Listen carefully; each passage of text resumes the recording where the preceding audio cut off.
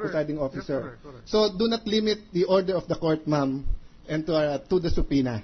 But since hindi po lawyers lahat, di ba, we're not taking that against you. Pero pag inutos po ng korte, kahit written or oral form here, no, na sinabi sa inyo, order pa rin yon, protected pa rin kayo sa 1405. Lastly, Mr. President, I heard the last statement of Senator Osmeña na kung pwedeng tignan yung balances, bakit hindi sa PS account without making a stand.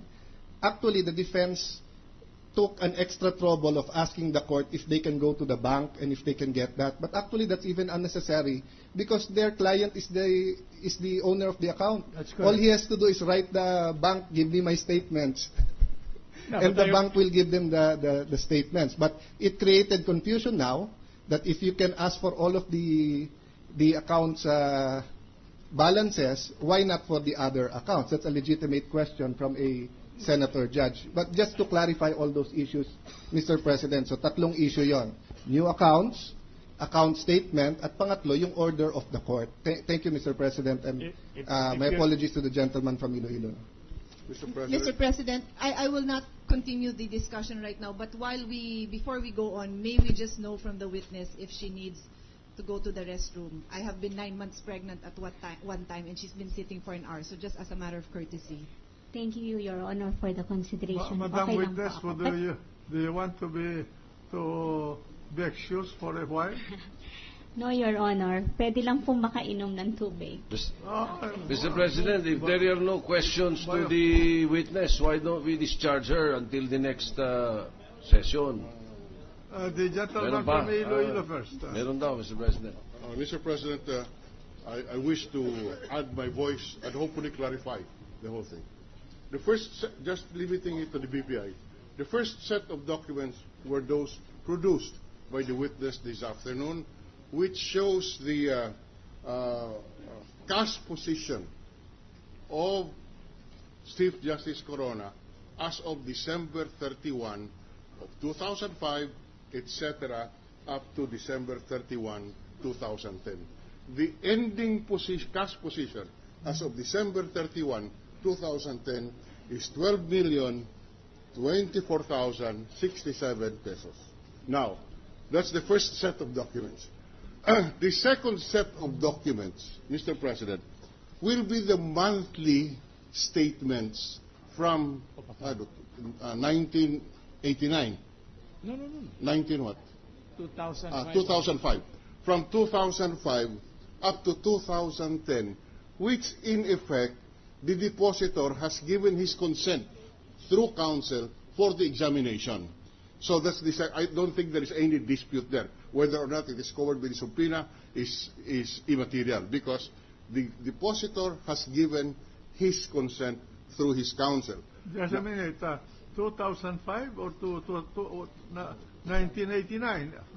I do not know, sir. The opening of the account was 1989. Yes. Isn't it, witness? Yes, Your Yes, Honor. Oh, and So, all right. 2005 only, sir. Oh, Your Honor. huh? 2005, Your Honor. You are asking only for 2005. No, Your Honor. He is consenting to 2005 up to 2010. So we have, if I may be permitted to Go ahead. talk. Go ahead. We went this far, Your Honor, because it is not very clear to us what the prosecution wanted to prove by these documents, Your Honor. If they are merely proving that the accounts or the amount reflected in these accounts were not included in the SAL, then they have gone too far, Your Honor. To us, it appears as though they are now prosecuting a case of violation of the anti-graft law or forfeiture proceedings, Your Honor. Because apparently there seems to be no need for this. Only one account may be sufficient, Your Honor. Now, we do not want to assume that the correctness of their statement relative to the amount involved, because apparently it prejudiced the public, Your Honor. Ayun pala, 12 million and so on. But that 12 million covers a lot. Yes, without arguing on what is it, No, I'm just asking about the facts, and I'm trying to set the record straight what documents are to be produced. And may I continue? All right. So it is 2005, huh? Yes. Your Honor. Or to 2010. That's correct. So- All right. So the bank statement, monthly bank statements from January 2005 up to December 31, 2010 will be examined by councils and will be produced before this court for the individual senators' jurors. The third set of documents which are now being debated upon is the request of Senator Osmeña. The issue here is whether or not the SALN reflects the assets of Chief Justice Corona as of December 31 of the pertinent period. Now, Senator Osmeña is saying that apart from these accounts, there could be other monetary instruments which were existing as of December 31 of any particular year to show a difference between what is stated as assets in the SALN and what actually exists, whether in the form of a checking account, a savings account, time deposits, and other monetary instruments as of December 31, 2000,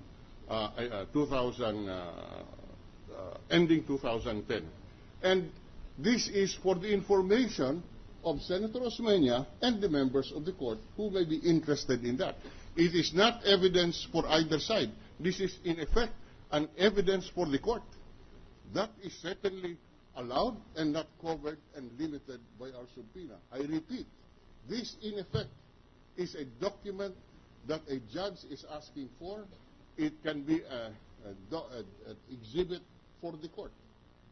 And the exhibit that the information being asked is whether or not, as of December 31 of a year ending, the SALN correctly reflects the assets of the respondent. That same rule will apply to PS Bank. So that is our submission, Your Honor. At any rate, the chair has already ruled to allow the request of the senator from Cebu. Mr. President, Senator Arroyo, and Senator Lacson, and then Senator Arroyo wishes to be recognized. Senator Lacson has the floor. I have maybe a couple of questions for the witness, Mr. President. Madam Witness, if I provide you with a sequence of check serial numbers, obviously this was issued by BPI.